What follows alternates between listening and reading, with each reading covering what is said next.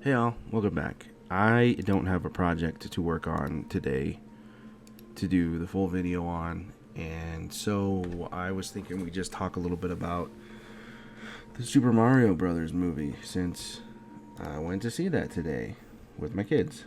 So yeah, I'll also be drawing, I don't know, a picture of Bowser in the background or something.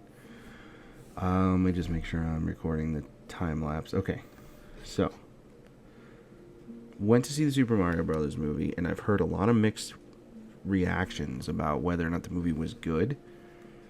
And I'll be honest with you, I have to say, I thought it was. I enjoyed the first movie, and so I think that the second movie is just a lot more of the same type of thing. So, it wasn't bad. I mean, you can definitely tell that it's made for kids, and they didn't think too much about the plot at all, which is fine. It's a kids' movie. You're not supposed to. It's not supposed to be like a thinker type of thing, where you go and as you're walking back to your car, you're trying to decipher what the meaning of the movie was and that sort of thing. It's not one of those movies. It's one of those movies where you walk back to the car and you're like, that was a lot of fun. What was your favorite part? Because if you go to this movie alone, I mean, I feel bad for you a little bit, and not for work. Like if you're a critic or whatever, sure. But if you just go see the movie by yourself, come on, man, get some friends. I'm just kidding. I've been there, done that, gone to movies alone. But as you're walking back, hey, what was your favorite part of the movie? It was this, and hey. So, but it was pretty good. I had a lot of fun, and my kids had a lot of fun. They wanted to watch it again, which we didn't do because that's expensive. Going to the movies is crazy expensive these days. Doing details for right now. Get distracted. So, yeah, I thought it's definitely, if you're into, like, if you grew up in that Nintendo culture and stuff and you like the Mario Brothers or you liked the first movie, it's definitely worth going to see. For sure. Maybe I was trying to figure out how to do that mouth. Bowser's got a really weird snout. Anyway. So, I don't know. My favorite part of the movie was definitely not even the Mario Brothers. It's going to be sad to say. Because it was more the princess show than it was the Mario Brothers show. I just felt like Mario and Luigi were just kind of there while things were happening around them. They were kind of like, sure, they did a fair amount, but it really felt like the main character was Peach and her quest to find out, her backstory. So, I don't know, like, it just felt like everything that happened was, it's also super convenient. There are a lot of really convenient things that happened. It almost irritated me, but like I said, I still had fun with the show. It's not like it was that bad, that egregious. It's just one of those things you think about, like, man, that was super convenient. They're lucky that happened, so that the plot could progress. There were a lot of those instances in this movie that I think may have been a little bit better done if they spent a little bit more time thinking about any kind of a plot at all. But, like I said, it's a kid's movie. You're not supposed to think too much about that sort of thing, and I try not to. I still think you can make it good for parents. Like, the parents can follow the plot a little bit. But, because you really just think about it, like, it doesn't have to be, oh, this happened because this happened, and that's the only way it was able to happen. So, like, for instance, in the first scene, now these are spoilers, so just, for those of you who haven't seen it yet, maybe you can come back later after you see it or something. But the first real convenient thing that happened was, like, the first fight, and, like, the first scene when Rosalina was fighting Bowser Jr. and his robot. If the Luma hadn't come out to say that it was having a nightmare, then Bowser Jr. would not have used it to distract Rosalina, and Rosalina probably wouldn't have been captured. And I guess that's fine to some degree. Like, yeah, sure. It lets us know that Rosalina cares more about her Lumas than, stopping Bowser Jr. at that immediate moment. Or her own personal safety, absolutely. But I think you can do that in other ways. You can show that in other ways. That's fine. Like I said, kids movie. I'm not gonna give it too much grief. But there were convenient kind of stuff that happened like constantly through that thing. Like when they were in the casino, when they first got to the Junction planet or whatever. And Toad immediately gets mugged by Kiki, the monkey. Like, boy, I'm glad that happened, because if it hadn't, they would never have found the casino area where they could, fleece the exact information they needed off the Super Mario Bros. 2 villains, which I think were criminally underdone in that the whole casino. So the casino thing was cool as heck. I got a good kick out of the casino. It was super creative to make it so that you can walk on any surface. And if this is part of a game, I don't know. I didn't play that game, obviously. But it was super cool. You can walk on any surface, and it automatically kind of adjusts the gravity to the point you're walking on, which I thought was awesome. And then, so they conveniently get mugged by Kiki, and they're able to track the monkey all the way down to the casino, to the boss, who's the boss of Super Mario 2. And this is the other part of the movie. In Mario series in general, the first movie had this too, and I just didn't understand it, is they make Peach easily the most capable fighter like ever. More capable than Mario, more capable than everyone else, even Toad, especially Toad. But it's like, come on, isn't she gets canonically kidnapped constantly by Bowser, but in this IP you're going to make her like the best fighter ever. Like, the whole casino thing was her basically fighting off 100 different little ninja enemies. I'm like, can we at least get some indication that she might lose this fight? Because at no point was I ever worried that she was going to lose a fight. Like, literally never. She even does an awful lot of saving other people in this. Like, as her and Toad are walking through the little corridors with the ventilation unit, when she kicks down the fan, chased the monkey. She's like saving Toad constantly. It's cool. Toad's, in the games, Toad's kind of incompetent to some degree, and would likely need saving. But then she does the same thing with Mario later, when they're doing the two-person security thing that's basically just like a Super Mario Bros. 1 level with that Bowser Jr. was running through the security room or whatever. She's saving, and they're not big time saving Mario. It's just like, oh, he ran too fast, I'm gonna pull him by his shirt back to save him a little bit. It's like, at no point did I ever think Peach was actually in danger at all. And that's kind of a bad way to write your characters, in my opinion. I love Anya Taylor-Joy as Peach. I think she does a great job. I even like the writing that they gave Peach in this, other than the fighting. Like, basically the most powerful princess in the history of powerful princesses.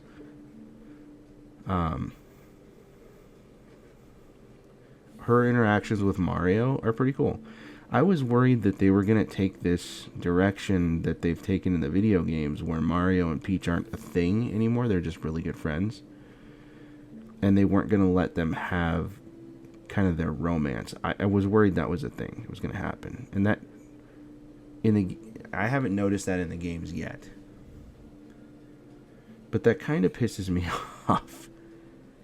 Because as long as I've played the Mario games, they've been like a thing, at least implied to be a thing. Anyway, that's a moot point in this, because they don't get together in this movie anyway, which is silly, but whatever. Anyway, so the conveniences continue, right? So it's convenient that they're able to find the casino.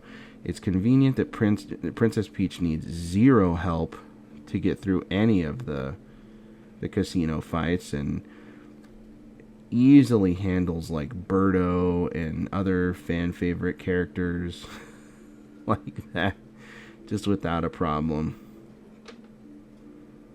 And then she's able to conveniently beat the crap out of the boss to get the information she needed about who kidnapped Rosalina, which she found out was Bowser Jr., and conveniently found out where Bowser Jr. was. All because they got robbed immediately upon landing in the Junction Planet. Now, you could argue, and I think I would argue, if I were playing devil's advocate to my own argument here, that the only reason they got mugged right away is because the monkey was looking for marks. And they even said, princesses are worth a lot of money. So it makes sense why they would have tried to rob the princess, and it would have been Toad, because they didn't try to rob Princess Peach, they tried to rob Toad, or they successfully robbed him. They just managed to get the stuff back by beating everyone in the casino single-handedly with no power-ups for Peach. Toad had a power-up, he had the penguin suit, which is awesome to see the penguin suit make an appearance. I don't know. I just thought it was really convenient. So, and they did try to explain it as Princess Peach was a high mark because princesses are worth a lot. So I can cut it some slack for trying.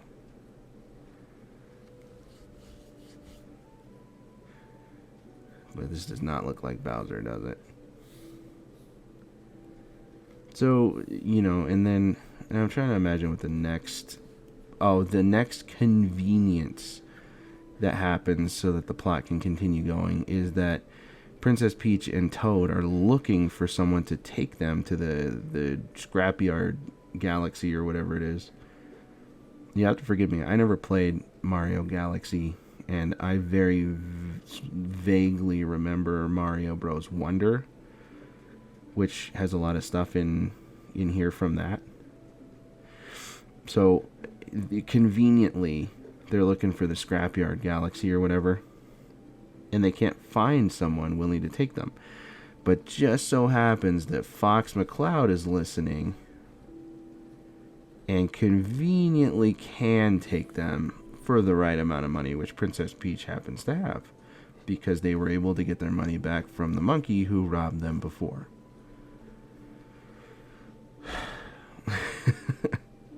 And that's fine. I know you got to introduce your awesome character, and Fox was, in my opinion, the best character in this whole movie. Is like the R-Wing scene where he's systematically like taking down Bowser Jr.'s space station is awesome. Favorite part of the movie, easily. Like, yeah, as it was happening, I remember like thinking to myself, like, you literally picked a fight with the one guy who is uniquely skilled, like he's uniquely qualified for destroying space bases. and he does. He tears it down. And the only reason that they stop, I guess, is because conveniently Fox decides not to destroy the space station. He decides to stop and watch Bowser Jr. and Bowser walk to this like viewing station and then shoot Mario and Luigi with the baby gun. And then Bowser Jr. conveniently doesn't put the gun away. He just like spikes it and it falls to the planet that they fall on. And they're able to turn themselves back into adults.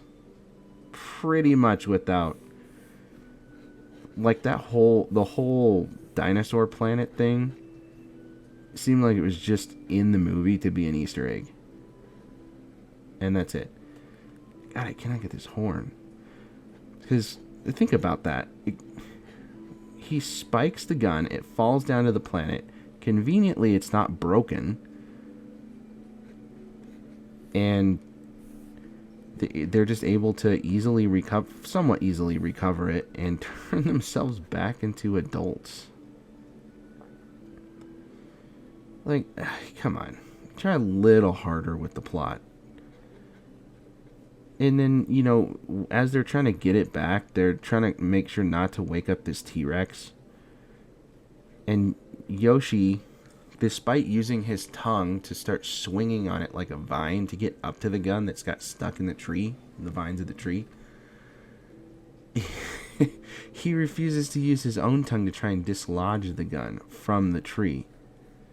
I didn't understand that. Even my youngest son, who's 5, he's 4, I'll be 5 later this year. He's like, why doesn't he use his tongue? I'm like, I have a good answer for you, buddy. Sorry. And that was like a huge error in my opinion. Like, if they needed to wake up the T-Rex, they could have done it in any number of other ways, rather than have Yoshi just like struggle to get this thing out of a tree, and then when he finally does, he's like, Yoshi, and then just wakes up the T-Rex. Like, and it instigates a chase where Toad gets turned into a baby and Yoshi's got to save them. Like, okay, come on then.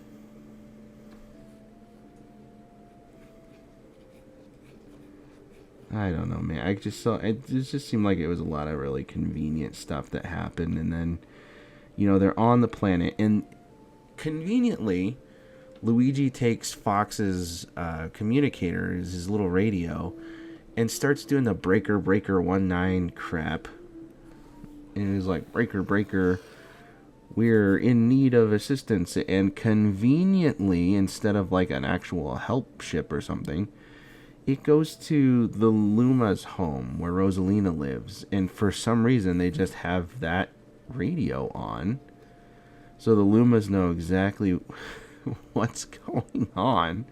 So they can try to save Mario and Luigi and whatever. And that was like the worst of the conveniences. It was like, come on, you couldn't think of anything else to do besides conveniently having the Lumas have it on their radio while it was, the radio's on, conveniently in earshot of Lumas who actually care. I don't know. It was an issue. That was one of the things where I got down. I'm like, that was super convenient. But that was probably the most egregious one. Like, holy cow. Like, yeah, you could have introduced the Lumas saving them in a different way.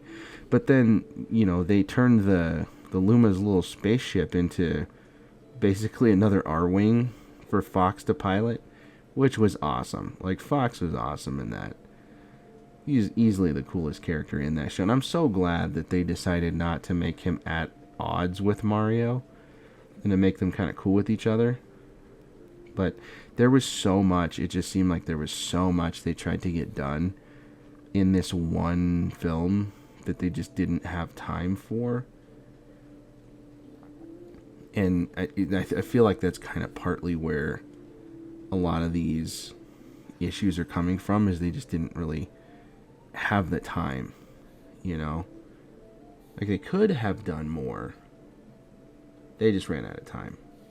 That's what it seemed like. They tried to stuff so much into this movie that they didn't have time to finish the movie the way that it should have been. That's kind of, like I said, that's how I felt. But, you know, Fox turning the Lumu spaceship into, like, an actual... And then somehow managing to beat all of Bowser's Sky Forces is awesome. Like, I am so looking forward to the Star Fox movie that they're going to do soon. And, bro, let me see if I can pull a picture over here. Because... I have complaints about the new Star Fox remake video game that's coming out. Let me see if I can pull this over and you guys can see it. The picture of Fox in this one. Gotta open the image in a tab so you can just see the image. Is it gonna let me? Oh. Did it?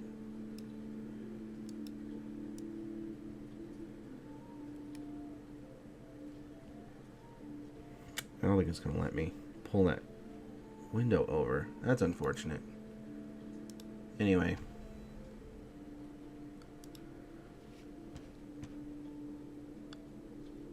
Sorry, I'm going to try to pull my... Ugh. I'll try to add the picture in post. Okay. Maybe I'll do that. So I'm going to show you a picture now of Star Fox in the new video game that's coming out.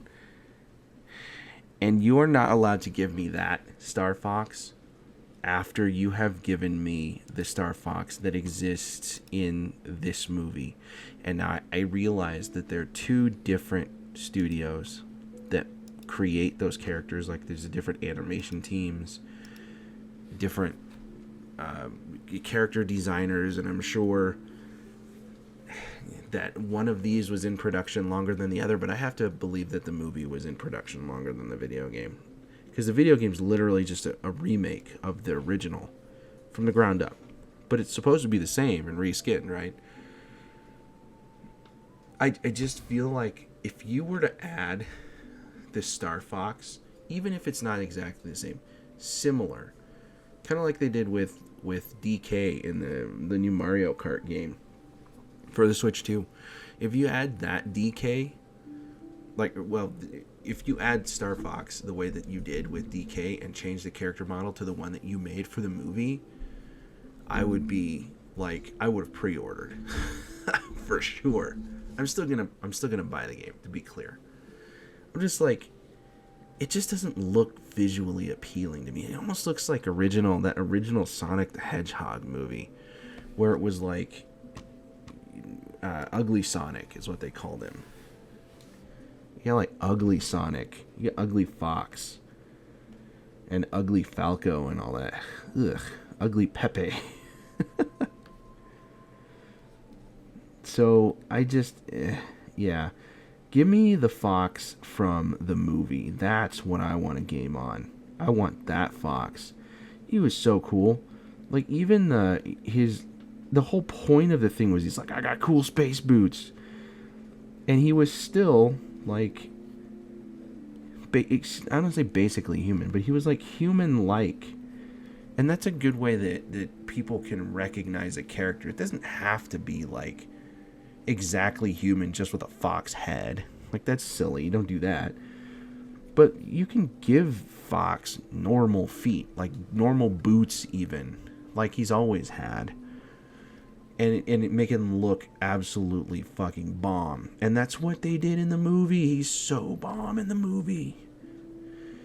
And this redesign for the video game, giving him like those little normal fox feet, and Falco giving him bird talons and stuff. Like, maybe I can understand Falco to some degree, But come on, you can't do this with the whole cool space boots thing and then take that away from, like, rip it out of my hand and be like, no, this is the Fox that we're doing with the video games. Like, no. That's my big complaint of the day.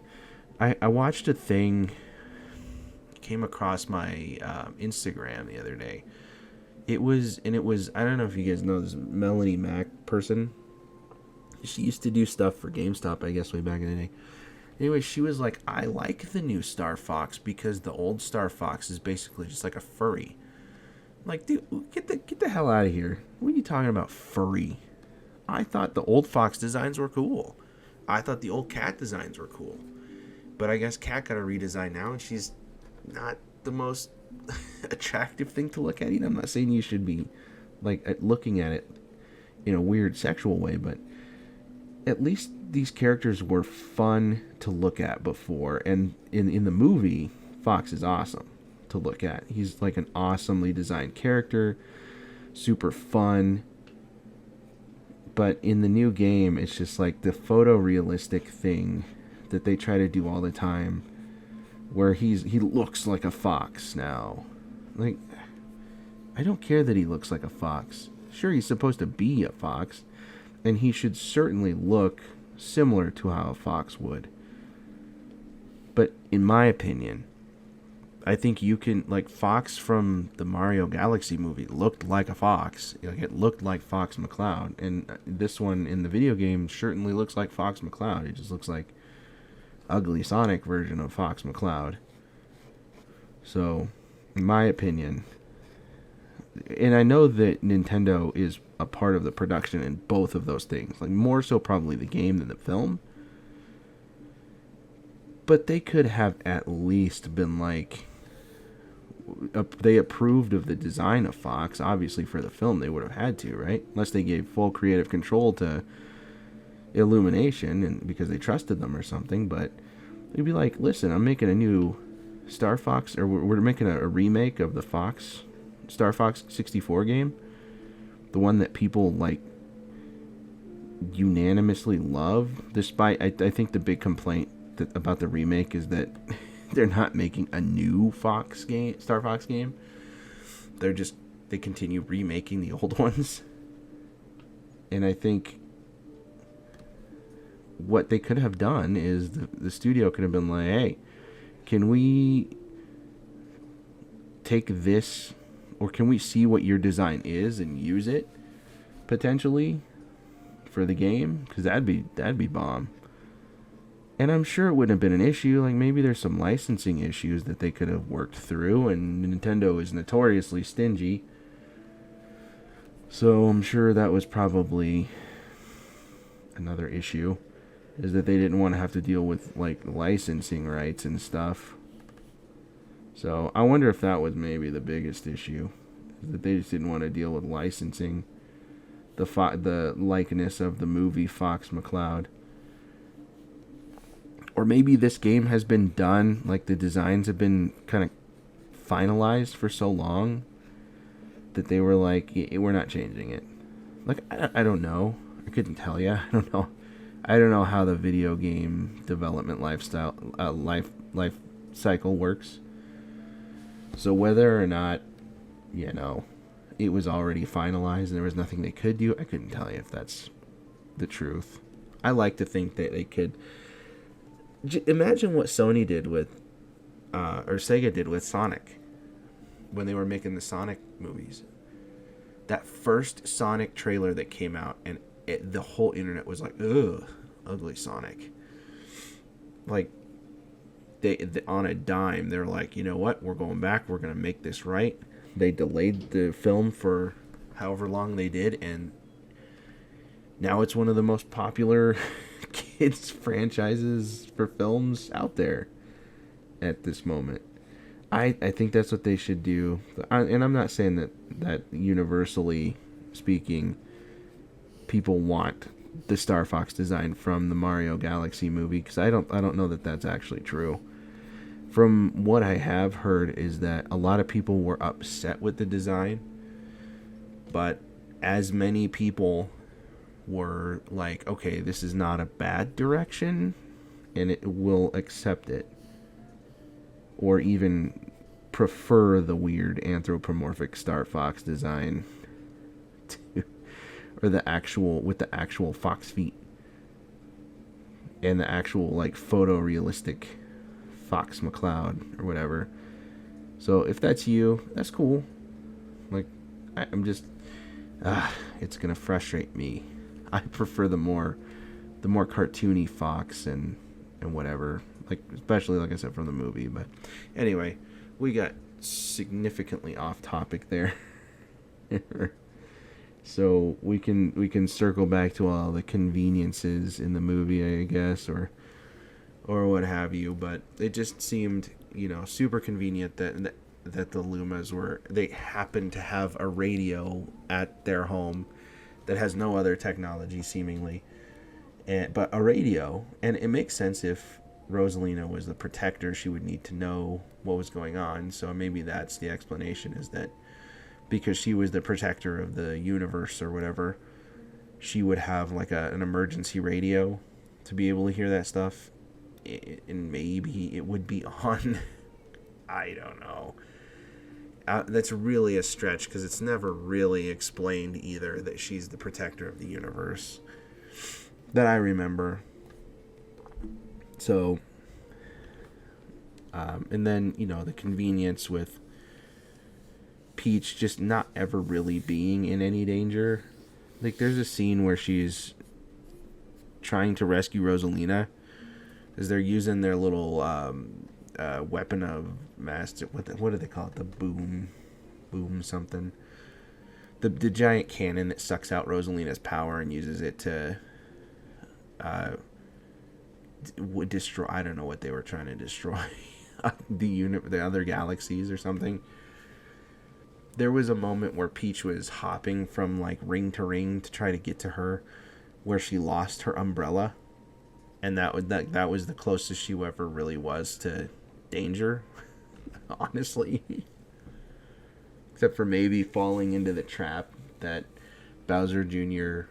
pulled one of the little floorboards falling out, and they fall into a pit trap, but they only fell in there because they wanted to Easter egg the Super Mario 1 sequence.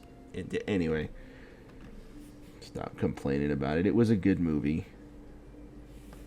I certainly had a good time watching it. Despite all of these conveniences that I noticed, it was not a bad film by any stretch of the imagination. I just wish that they took a little bit more time and effort to give us a good plot. But, this is coming from the studio that makes Minions. And I can tell you unequivocally that most of any story involving a Minion, it doesn't have a good plot. It's just like, what the heck is happening?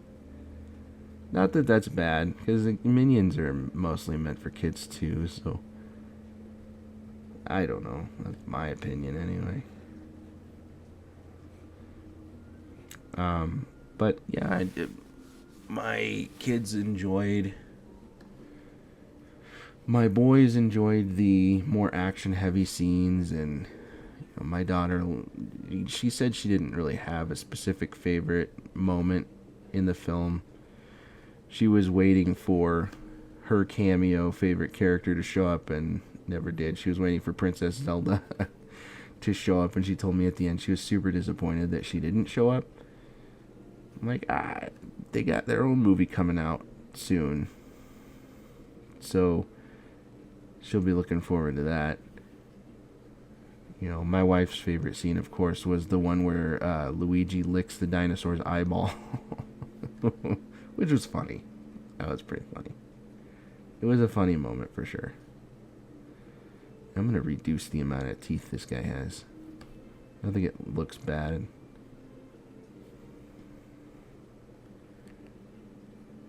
Just like his mouth is like really full. You can barely see his tongue. Anyway, and my favorite scene obviously was anything with Star Fox in it, specifically as he's systematically destroying, like dismantling Bowser Jr.'s entire star base. So cool. Can't wait for the Star Fox film. I'm sure it'll have a lot of weird conveniences, just like the Mario movie, but I'm not gonna stress too much about them, and I don't suggest you guys do either, because I've heard people like complain about, oh, this movie's not meant for, like, if you're not part of the core audience, then this movie's not for you. Like, I'm sorry, but if you're not part of the core audience, you're probably not going to go see this movie anyway. So what does it matter if it's a good movie for you? Like, it's not some, award-winning film like Reservoir Dogs or something. I don't know if that movie won any awards. I don't know. I don't really watch movies that much anymore. But all I know is that complaint is just silly. Like, of course, if you're not part of the core, like, if you're not a kid, you wouldn't enjoy it. So it's got a lot of, flashing things and really bright colors. Yeah, sure, it's meant for kids. Literally the thing is made for kids. So of course they're gonna add that, Coco Melon style shit to it. And to be clear, this is so far removed from Coco Melon. It's actually a good film, and Coco Melon is garbage. Don't let your kids watch that. But, I don't know. Opinion. I'm just rambling here. I probably don't make any sense, and I'm probably wrong on all of these things. But, I don't know. I'm not a movie reviewer. I'm just a guy who is drawing a picture of Bowser at midnight because it's after everyone else has gone to bed. And I'm just trying to make a video that maybe somebody can get some form of enjoyment out of. And if I'm just talking to the void, that's cool too. I don't know. I don't know anymore. I give you my opinion. My opinion for whatever that's worth. But, the other the last convenient thing at the end of the film, and by the way, the weather suit and the drill suit, Mario and Luigi, and Balloon Yoshi was hilarious. I'm so glad they try to add all of the little suits and the power-ups to the film that they did, because it made it more. I would have thought they would have had the ice flower featured more than just giving a Toad a new ice cream cone, which is another thing that kind of annoyed me about this film. I hate to keep being negative about it, because it was, like I said, it was so good. Definitely go see it if you can. Another thing that really annoyed me was when Mario and Luigi, after Peach had left, she left without them. After she left, they were like, we can definitely take care of the kingdom, kind of implying that Peach does all of these things on her own. And it's like them going around and stopping these Hammer Bros from harassing Toads and giving a Toad a new ice cream cone, and all this sort of like ticky-tack shit that they do, or that they needed to do, that they kind of implied that Peach does all the time, and they're just so exhausted by the end of it. It's like, ugh, can't believe she does this on her own, and we're here, Mario and Luigi and Yoshi, and they're so exhausted from doing this constantly. I was kind of irritated. It almost just makes it seem like Peach is just so much better than everyone else. And maybe that's not what the intention was for that scene, but that's kind of how I took it. It was like them saying that Peach is just so much better than basically everyone else, and I don't know where this infatuation with Peach being the bestest ever is coming from. yes, she's a great character, and I think the Peach in the movie is superior to the Peach in the games, in my opinion. A lot of people will complain that, maybe the Mario movie isn't loyal enough to its source material. And that's probably true to a large degree. Because it's not really Peach that's needing rescue. It's basically Peach doing the rescuing. And I don't know what to say. I kind of feel like maybe they're putting too much emphasis on Peach being a badass. So maybe Anya Taylor-Joy has it in her contract like The Rock does, where she's not allowed to lose fights or whatever. And that's kind of, so I was actually thinking about this the other day. In the first movie, we had Seth Rogen as Donkey Kong. What a god awful cast that was. Like, I've heard people complain about Chris Pratt. I have my reservations about Pratt being Mario too. I don't think that makes a lot of sense. Jack Black does a great job as Bowser. I was concerned with that, but he does a great job. Chris Pratt does a good job too. I will say that. Like, I have my reservations. It's not really Mario-esque, but I guess the whole film is like whatever to Mario anyway. But holy cow, what was Seth Rogen as Donkey Kong? Like, ugh. No thanks. So it was kind of nice to not have Donkey Kong back in this one, despite I actually like Donkey Kong as a character. But it was kind of nice to not have him in this, because there's only so much Seth Rogen I can take, man. I've been listening to this dude go,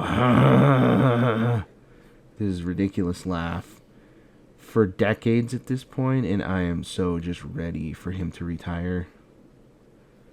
Or at least to do more serious roles where he's not constantly that one party guy who's always smoking weed or whatever. Like, that whole trope played itself out a long time ago. Ready for any. So, what a bad cast that was. I think, and what I was thinking is, and I could be wrong, is that Donkey Kong was actually designed for Dwayne Johnson. And like, they wrote the script for it, and they have all of these animation notes and everything for him and stuff. And then when they went to tell Dwayne The Rock that, hey, we got this character we'd really love for you to play or to voice, he looked at the script and he was like, well, he loses a fight, and I don't lose fights. Like, contractually, I don't lose fights. So this isn't going to work for me. And so he turned it down. Because he always does these contracts where he doesn't, well, at least as far as I've heard, he never loses fights. And I was thinking about that. I'm like, that actually makes a lot of sense. Like, they actually designed this character for The Rock. But they had to give it to Seth Rogen because The Rock refused to do it because he was going to end up losing the fight to Mario. And first of all, what a shitty policy for him to have. I guess he's got like an image to maintain and whatever. And I don't know how true that is, that he loses all of his, or that he's never supposed to lose a fight. That might not be true at all. But it doesn't make sense if that's a thing that he does. He contracts constantly. He's like, I'm never going to lose a fight, so don't suggest a movie to me in which I will. Or maybe it didn't even make it to The Rock. Maybe it made it to his agent, and his agent's like, he's not going to want to do this because, you know, he's gonna lose a fight, and he doesn't do that. So I was thinking that maybe, and they kept all the animation notes the same despite changing the voice actor, which completely changes the tone of the character. In this case, like, imagine going from The Rock to Seth Rogen. Those are two completely different skill sets for voices. I would have thought they would have probably redesigned the character a little bit, and maybe they did to some degree, because there's a lot of scenes in there I think that may not have worked for The Rock, and I could be way off base on this. Just a personal thought. But I don't know. Maybe they did redesign the character to a large degree for Seth Rogen to voice him. And maybe it's just a me thing where I'm just like the minority who doesn't like Seth Rogen. I don't know. A personal thing, maybe. I'm just kind of sick. I'm sick of listening to him. I'll be honest. Maybe that's also kind of a petty thing to be sick of. It's because he's got an annoying laugh. Make a background layer here. I didn't want this recording to go on for too long. Where are we at now? 46 minutes? And we can go on for a little bit longer. Yeah, so I don't know. But the movie overall was good. Definitely go check it out if you have the means and resources to do so. Otherwise, definitely find a way for the streaming release. That's what I was going to do. I was trying to keep my kids from asking me to go to see it in the theaters because the theaters are so expensive. Dude, like, we spent $150 going to the theaters for the 5 of us. Like, it was crazy, man. I'm not going to give it much more of a background this time. It was just insanity, you know. That kind of money is crazy to spend on the theater. I remember we used to go when I was a kid. It was cheap, man. It was like you could spend maybe $50 if you wanted the whole loadout, like popcorn and drinks. And for, you know, my parents, and there was 6 of us growing up, so it's like, yeah, you can just go spend $50 and then we could go get Pizza Hut afterwards or something, or whatever. And it's not that big, but damn, I mean, we're just going to the theater and get the kids popcorn and one snack. It was $150. Like, dang, dude. That's insane. Give him grass. No, we should give him stone. Actually, we need a color layer for that there. And then we can make the sky some kind of gradient of red.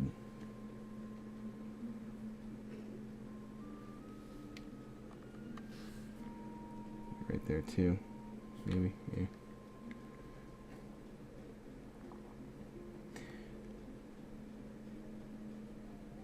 Yeah, but you know, the movie itself was a lot of fun, I thought.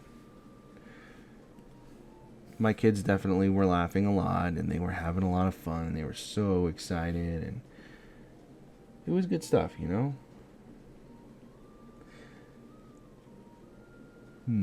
Alright, so what should we give him? Here, his mouth, his little snout is yellow. So I don't know what else to say about it, really. It was just the whole movie in itself was fine for kids, and even for adults. Like, if you're really into the Nintendo thing, you'll have a lot of fun, I think. But there were just like the contrivances and that was convenient type of things happens a lot. I think his skin is actually a different color than his snout. And it was almost distracting.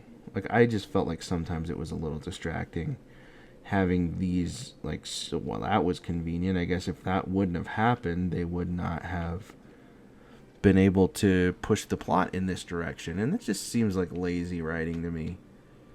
Like, they could certainly do better. I know their team at Illumination makes fantastic animations, and that's the whole thing I was there for, is the animations. So good. Like, you don't even really need to, like, if you're there for the visuals and stuff, you're getting your money's worth already. It was fantastic. Like, I would 100% go again if I didn't want to have to spend another crazy amount on a single ticket just to watch the animations and take notes on things like that they were doing, like scene dynamics and stuff like that. You can tell the people who made the movie were really good at making movies. It's just the writing, and it seems like that's the complaint that I have for the most part in Hollywood lately, is just the writing. It's almost like, well, the fans are going to watch it whether we write a good film or not. So we'll just, we'll write a film. And why am I doing all of this on the background color layer? Oops.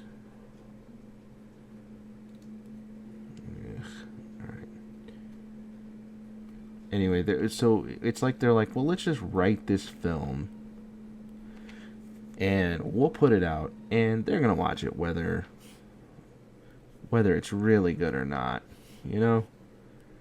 Instead of taking the time to say, what can we do to make this film like live in people's heads longer? And that's not all of them, obviously, but that's a good amount of them that do this, especially Marvel and DC. I know a lot of people really like the Superman movie, and I can't comment on it because I didn't really see it. I didn't really see it. It's not that I didn't really see it. I didn't see it. So I'm not gonna have that argument because I don't know. I didn't see it. I don't know. But I can see, if it's anything like Marvel, I can 100% see why people would dislike it. But as far as I understand, it was the Superman movie, at least, was liked. I did see the trailer for the Supergirl movie, the preview for that while we were sitting waiting for the movie to start, and I do have to say I don't think that looks very good. I don't usually judge movies too harshly on the trailer, but oh man, Lobo looks cool because Lobo's supposed to be in it. Lobo looks really cool. But the rest of the plot with like Kara and Crypto and the whole like looking for your family type of thing, I don't know. I don't know if that's the direction to take Kara in a film. Oops. Back. It's definitely a direction you can take. And I'm, like I said, I try not to judge things based on the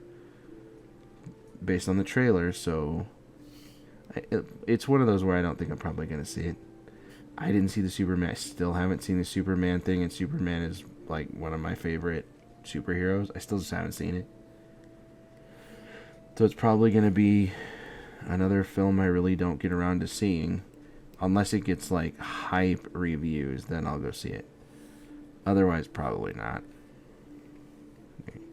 Make it a point to go waste my time on things that aren't very good, or that's not really. Cause I don't have a lot of time to begin with. That's why I'm doing this at midnight. Right now it's 12:30, 12:40. So I just feel like I can't really waste my time. And if it's not good, sorry.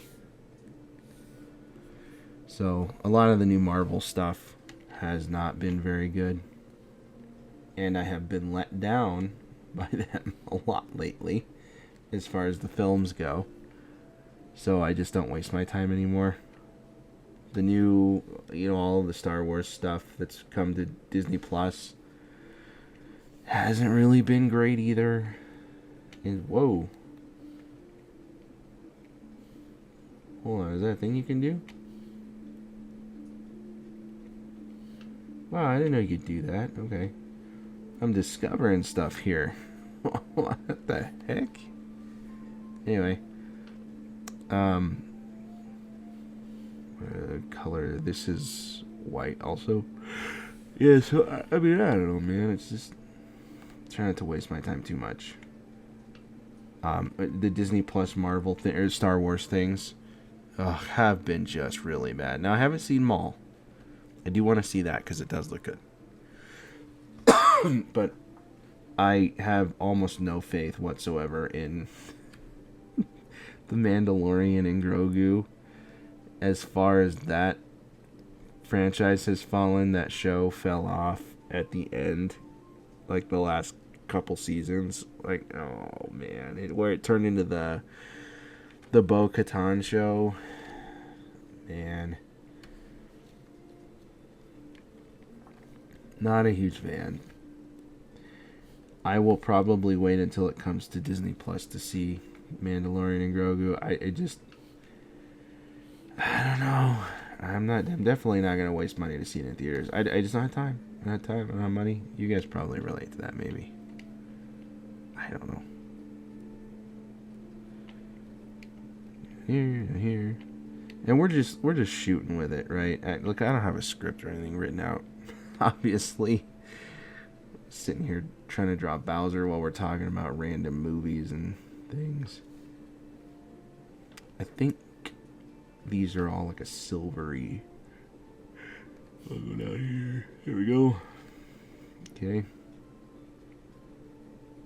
And then his little fingernails are this color.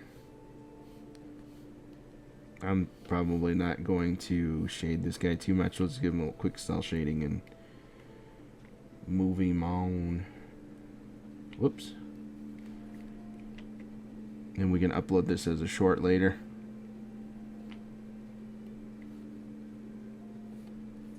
Alright.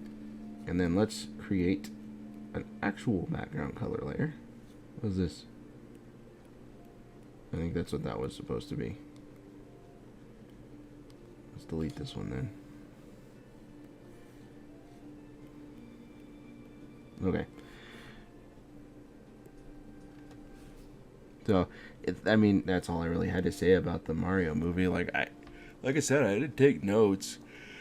It's not like I went there specific reason of reviewing the movie. I know that's what a lot of these YouTube reviewers do, is they'll go take a lot of notes and watch the movie 2-3 times, take these like huge notes. I don't know if they take a laptop or pencil and paper or something, or maybe they just have really good memories. I know I don't. I probably forgot a lot about the movie after getting done watching. All I know is Star Fox parts were the absolute best.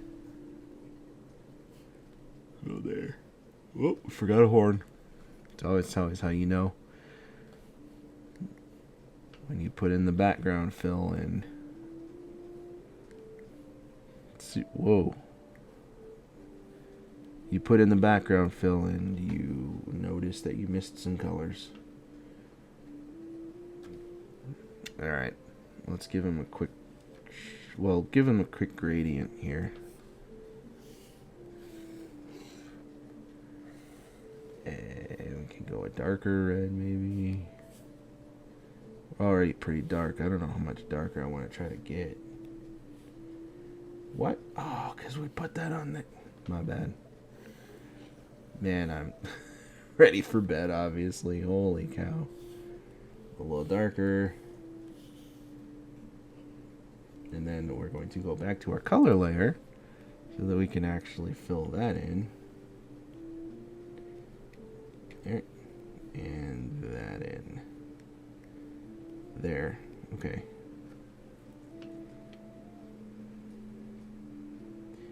And then we can just take this little blender and whoa.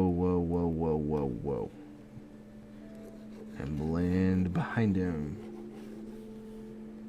And that gives us our little gradient. Yay. Sort of. Okay, and we can do the same thing down here, I guess. Just make this maybe a lighter gray.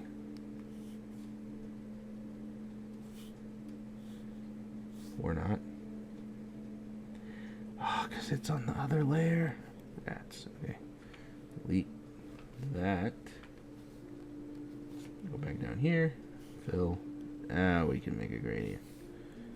And what we'll do is actually, since that's the lighter gray, we can Uh-oh. Actually, flip that around. We'll make this a darker gray. And then we're going to use... It's going to be too hard to try and grab that bit alone without making the gray bleed into the red. It's just easier to do it this way.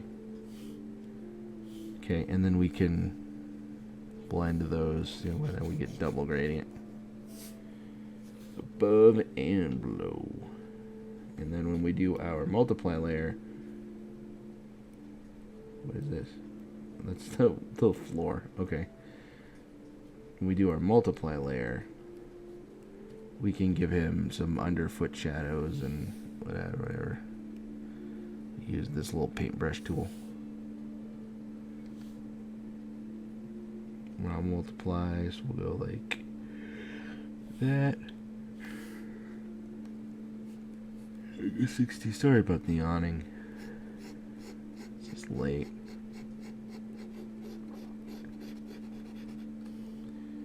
Go here. You guys see all this drama about the quartering? You guys know who that is? Crazy drama about this guy who apparently reads the news and stuff. Like, I can't get away from it. It's not something I care about terribly, but all of a sudden I'm like seeing this all over the place. Like, this dude is just like wrecking his life online. Crazy, man. After looking into him a little further, like, I know I said I don't really care that much about it, but geez, like when I'm sitting at work or something and I'm listening to just like YouTube people talk about stuff, listening to this guy's life, like, holy cow, what a car salesman this guy is, you know what I mean? Just thinking to myself, man, if this guy can make it in the YouTube world, anybody can. So maybe that's a thing we'll start to do with the YouTube shorts or something. Just like YouTube shorts, or draw this character or something until I have half as many followers as this guy.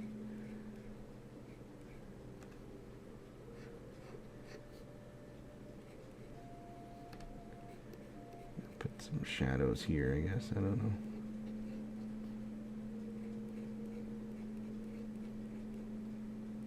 Try to do some animation soon. Although I do think that this video, like the other longer videos before, is just gonna be like barking into the void. Like when I post on Twitter, it gets about 4 views, no likes, nothing. Life of an artist, and I'm not even that good of an artist, to be honest with you. But I get it. I get it, and I think they were saying that the quartering has been on YouTube for like 20 years or something. It's a long time to be on YouTube. That's like OG. Like, I was on YouTube that long ago, but all my stuff was like uploading, being a troll on World of Warcraft, and then I lost my account password, so I lost my YouTube account. I can't log in anymore. Which is hilarious to me.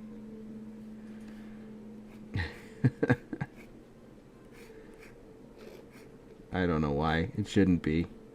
Not that I didn't have many followers anyway. And you remember World of Warcraft? Where'd that game go? I guess it's still out there, right? I guess people still play it.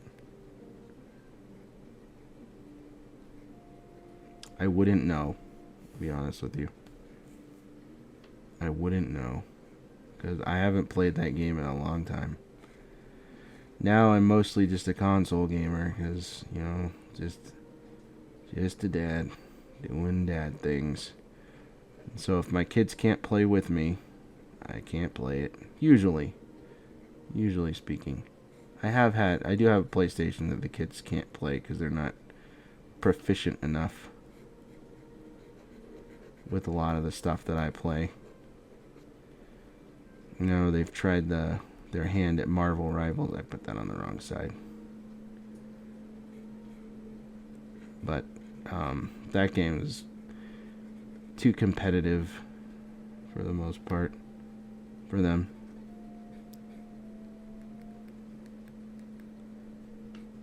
I don't know. But yeah, they try to play that on the PlayStation sometimes, and I'm kind of over that game too, to be honest with you.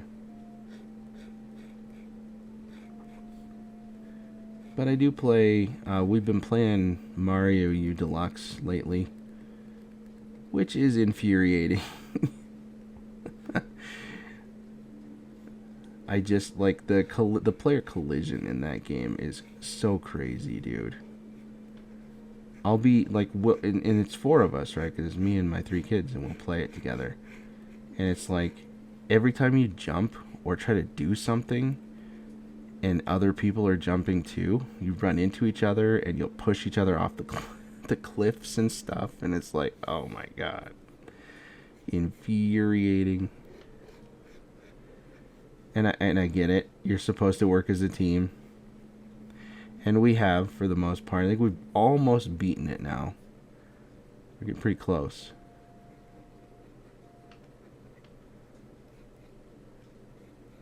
We're getting pretty close on Mario U Deluxe for the Switch 2.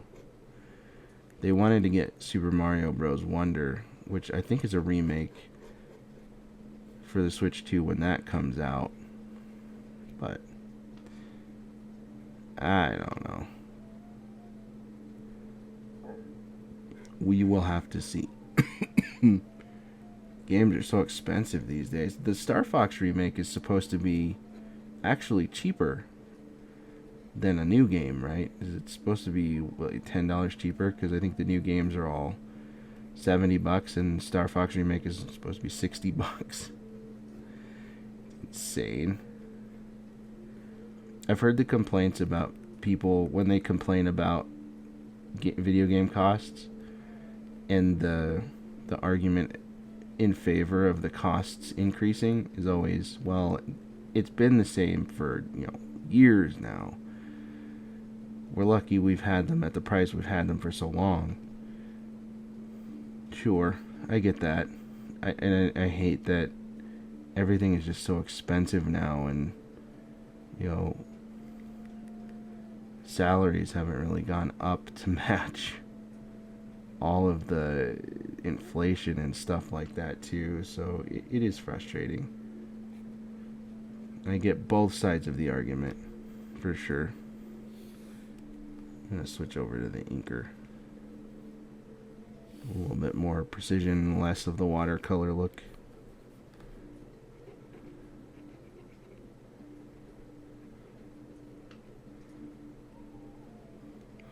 Yeah, so I don't know. All I know is that I got the new Starfield.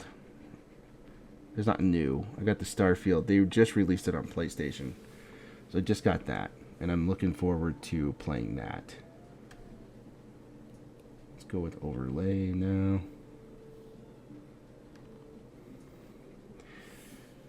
I haven't gotten around to that because, I don't know. I really have been working on my art lately. Because I do want to... I'm going to be trying to put out some comics soon. I'm going to have to white that up. So I want to put some comics out and maybe start animating and stuff like that. I just don't have time for video games anymore, The best I can to play with the kids when they want to play and work, full-time job, my wife, my kids. Did I miss this with the shadows? I must have. I'll be a good dad, be a good husband, whatever. So it's tough making it all work and including things like video games and try to have some sort of art career, whatever you call this that I'm doing on YouTube right now. Putting out random shorts, hoping something sticks. So that maybe I can just do art as a job and not whatever, or YouTube. That's a pipe dream. I don't think I'll ever be a good YouTuber, to be honest with you. I'm just hoping I can put out comics that people will want to read. You know? Or maybe become an animator and put out content that people will want to watch. Don't know. Or maybe I end up doing this for a few months and it goes nowhere and fall right back into place where I'm just staying up at night playing video games instead of doing this. I don't know. I don't know what I don't know, but I am hoping. Put that there. Oops. I am hoping that the art thing works out. But if it doesn't, it doesn't. That's life, you know what I mean? Alright. There's Bowser. We'll make that a short. That'll pop up here in a few days. Otherwise, I think I've prattled on for way too long about the most useless stuff you've probably ever heard. Thanks for sticking around this long if you have.